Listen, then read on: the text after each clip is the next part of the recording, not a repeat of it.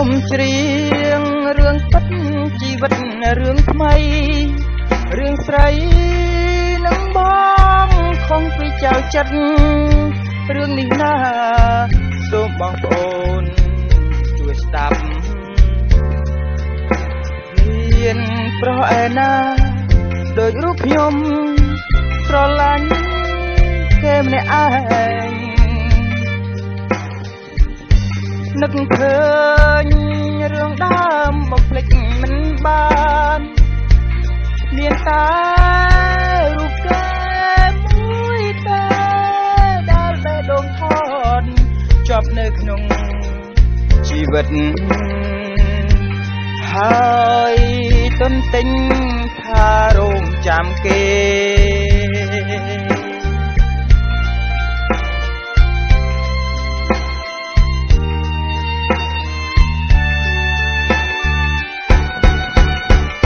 បើសិនថ្ងៃណាមួយបងបានជួបអូនម្ដងទៀតរៀមមិនសុខលៀនសារធាតុស្នេហ៍នួនល្អងបោផាព្រៃភ្នំចំរំបបតាអបរួមដីក្រហមមកស្រុកភ្នំព្រឹក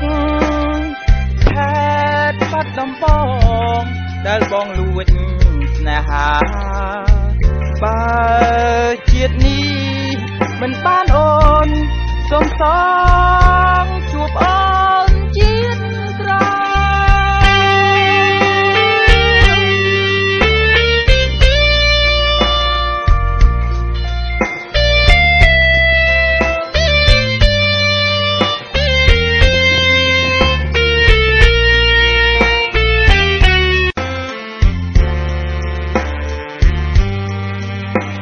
ខ្ញុំច្រៀ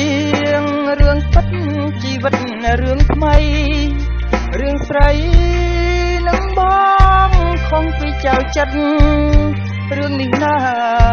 សូមបងប្អូនជួយស្ដាប់មានប្រុសឯណាដូចរូបខ្ញុំស្រឡាញ់គេម្នាក់ឯងនឹកឃើញរឿងដើមបំភ្លេចមិនបានមានតែរូបគេមួយតែដែលបេះដូងថតជាប់នៅក្នុងជីវិតហើយទន្ទិញថារងចាំគេ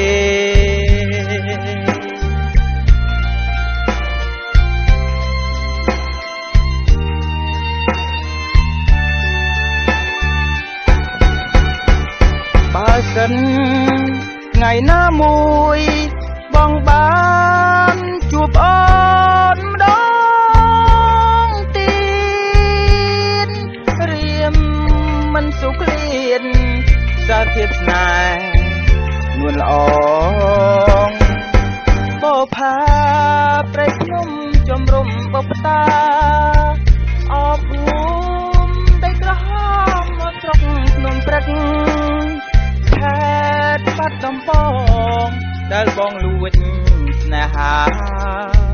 បើជាតិនេះមិនបានអូន